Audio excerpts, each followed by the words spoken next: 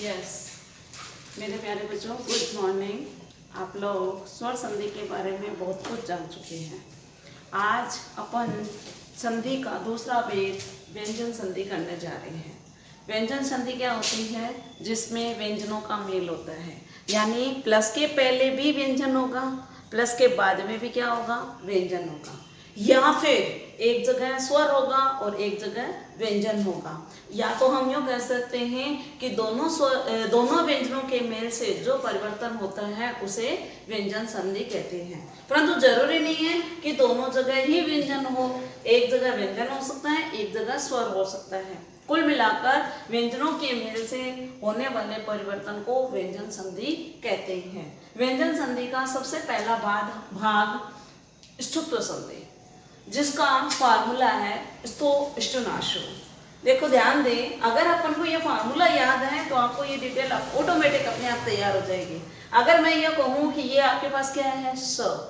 ये क्या है आपके पास? तवर्ग। तवर्ग का मतलब त थ द ध न, यानी प्लस के पहले क्या होगा? शकार होगा और या फिर तवर्ग होगा। और तवर्ग का मतलब त भी हो सकता है, थ भी हो सकता है, द भी हो सकता है, ध भी हो सकता है और न भी हो सकता है। और प्लस के बाद में शकार, शंकर वाला स, या फिर चवर्ग होगा। और चवर्ग का मतलब च छ झ झ, च छ झ झ। तो प्लस के पहले सकार तवर्ग, प्लस के बाद में शकार चवर्ग होता है, तो इस वाले स को शंकर वाला स हो जाता है और तवर्ग को चवर्ग हो जाता है। क्लियर? अगर आप सरल तरीके से मैं ये कहूँ कि हमने इस फार्मूले में यहाँ प्लस कर दिया, यहाँ इक्वल कर लिया, तो आप आराम से समझ पा रहे हैं कि सकार तवर्ग प्लस के पहले होगा और सकार चवर्ग प्लस के बाद में होगा।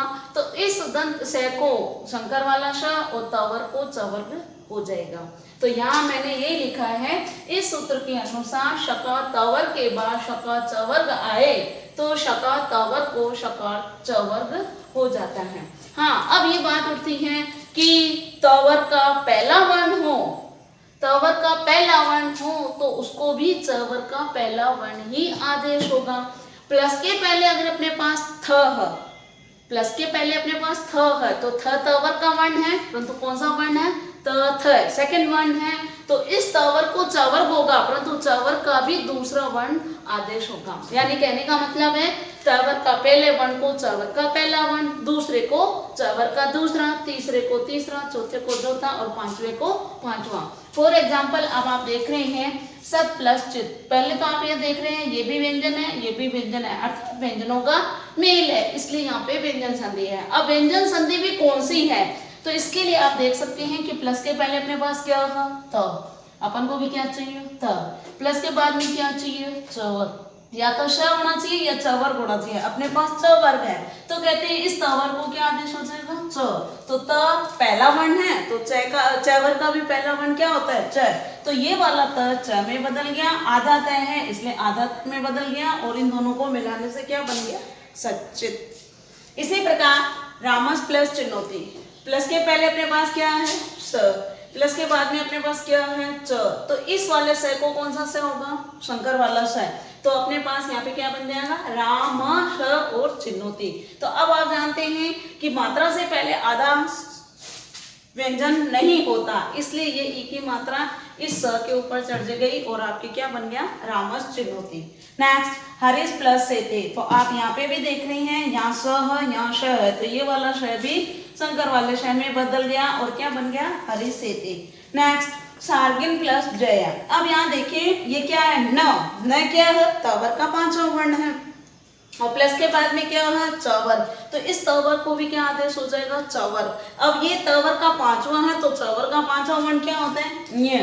तो क्या बन गया? सार्गिन जय। नेक्स्ट रामस प्लस च, तो यहाँ पे भी क्या अपने पास स और प्लस के बाद में क्या है? च। तो ये वाला स शंकर वाले स में बदल गया और क्या बन गया? रामस च।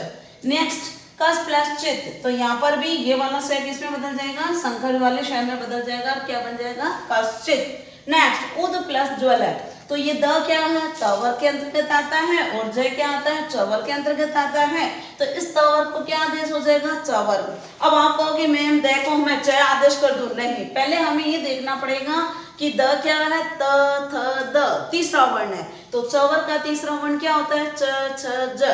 तो ये वाला द किसमें बदल गया? ज में। और ये आधा था तो आधे में ही बदलेगा। तो उ ज ज वाला ह, तो क्या बन जाएगा? उज्ज्वल।